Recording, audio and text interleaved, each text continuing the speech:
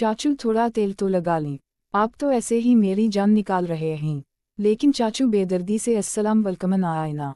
मेरा नाम समेल है, मेरी उम्र 26 साल है। मेरी शादी को 6 माह हुए थे। मैं बहुत खूबसूरत थी और मेरी खूबसूरती के हर तरफ चर्चे थे। लेकिन बदकिस्मती से मेरे शौहर को मेरे किरदार पर शक होने लगा था, क्योंकि मैं इतनी खूबसूरत होने के बावजूद भी अकेली रहती थी। मेरे शौहर डॉक्टर थे और वह इस्लामाबाद में होते थे और मैं लाहौर में अकेली रहती थी। मेरे चाचू, जिनकी उम्र अभी 28 साल थी, मेरे चाचू का नाम साजिद था। मेरे चाचू साजिद अक्सर मेरे पास आते रहते थे और वो मेरा बहुत ख्याल करते थे। मेरे चाचू साजिद की भी नई नई शादी हुई थी और मेरी चाची भी बहुत खूबसूरत थी। लेकिन मैं अपने चाचू साजिद को पसंद करती थी और वह शादी से पहले भी मेरे से बहुत मोहब्बत करते थे और मेरा बहुत ख्याल करते थे। लेकिन मैं इनको छोड़कर अपने ससुराल आ गई थी, तो मेरे चाचू साजिद मेरे पीछे आने लगे थे। मैंने आज तक अपने चाचू के बारे में बुरा तो नहीं सोचा था, लेकिन मैं इनको पसंद करती थी। मेरे चाचू साजिद बहुत खूबसूरत थे और गुड लुकिंग नजर आते थे, इसलिए मैं इन पर अपना दिल हार बैठी थी। मेरे शौहर फैसल भी एक जवान मर्द थे और इनकी उम्र 25 साल थी और वह डॉक्टर थे, लेकिन वह मेरा इतना ख्याल नहीं करते थे।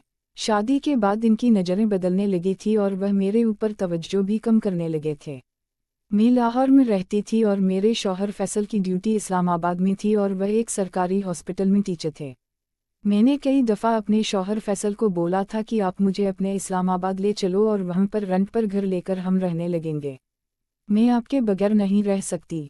लेकिन मेरे शौहर फैसल भी मूड वाले थे और वह भी दूसरी लड़कियों के साथ ताल्लुक़ में थे, इसलिए मुझे छोड़कर चले गए थे और मैं लाहौर में अपनी सास के साथ ही रहती थी। मेरे पास कोई बच्चा नहीं था, तो मेरे चाचू मेरे पास आते रहते थे और मेरा बहुत ख्याल करते थे। मेरे माँ बाप इस दुनिया से चले गए थे और मेरे चाचू साजिद ने ही मुझे पाला था, क्योंकि मेरे माँ बाप एक्सीडेंटा में इस दुनिया से चले गए थे, तो मैं माँ बाप की इकलौती बेटी थी। मेरे चाचू साजिद ने मुझे अपने पास रख लिया था और मैं उसके पास ही रहने लगी थी। लेकिन मेरी चाची मेरे चाचू साजिद की घरवाली शादी के फ़ौरन बाद ही मेरे खिलाफ हो गई थी और इसने मुझे घर से निकाल दिया, तो मेरे चाचू साजिद ने मेरी शादी कर दी थी। अब मेरे चाचू साजिद चोरी छुपकर मेरी चाची से मुझसे मिलने आ जाते और मेरे साथ काफ़ी गपशप लगाते। मेरा भी दिल करता है कि चाचू के साथ वो काम करूं ताकि मेरी भी तमन्ना पूरी हो जाए, क्योंकि मेरे शोर फैसल तो मेरे ऊपर तवज्जो नहीं देते थे और वो 6 माह तक घर चक्कर भी नहीं लगाते थे और इतने बड़े शहर लाहौर में अकेली रहती थी। मेरी सास भी एक सड़ील किस्म की औरत थी। वो मेरे से इतनी बातचीत नहीं करती थी, सिर्फ मेरी रखवाली के लिए मेरे पास रहती थी। मेरी सास हर रोज मेरे से झगड़े करती, मुझे वह कुछ पसंद भी नहीं थी। अब मेरे चाचू साजिद मेरे पास आने लगे थे तो मेरी सब आदतें बदलने लगी थी और मैं इसको अदाएं दिखाती, खूबसूरत से कपड़े पहनती और मेरे कपड़े अक्सर तंग होते जिनसे मेरा कायडोआल वाजा नजर आता। और मेरे चाचू फैसल भी मेरी खूबसूरती पर फिदा हो गए थे और वह भी बिल्कुल तैयार थे कि मैं कब इनको इशारा करूं और वह कब मेरे साथ कबड्डी खेलकर सुकून लें। अब मैं चाचू को तड़पा रही थी और इनको इंतजार करवाना चाहती थी। मैं भी चाहती थी कि चाचू मेरे पास आए और मेरे से, लेकिन अभी मैं इनको इंतजार करवाना चाहती थी ताकि मैं दकाम कि चाचू मेरे से क्या चाहते हैं।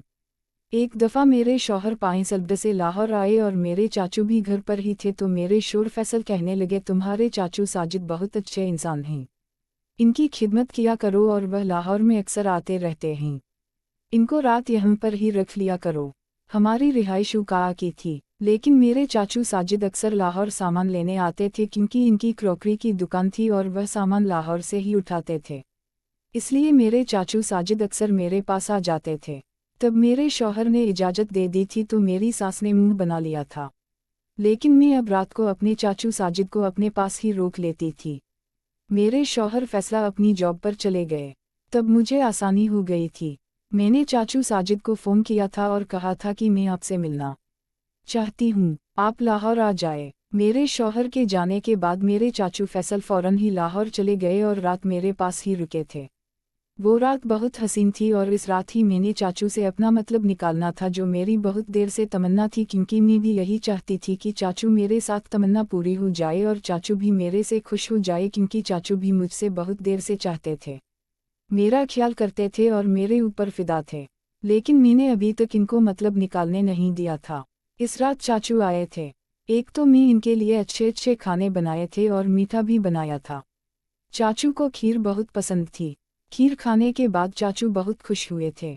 मैंने चाचू का बिस्तर अपने कमरे में ही लगा दिया था क्योंकि मेरी सास नीचे वाले पोर्शन में होती थी और मैं ऊपर वाले पोर्शन में थी।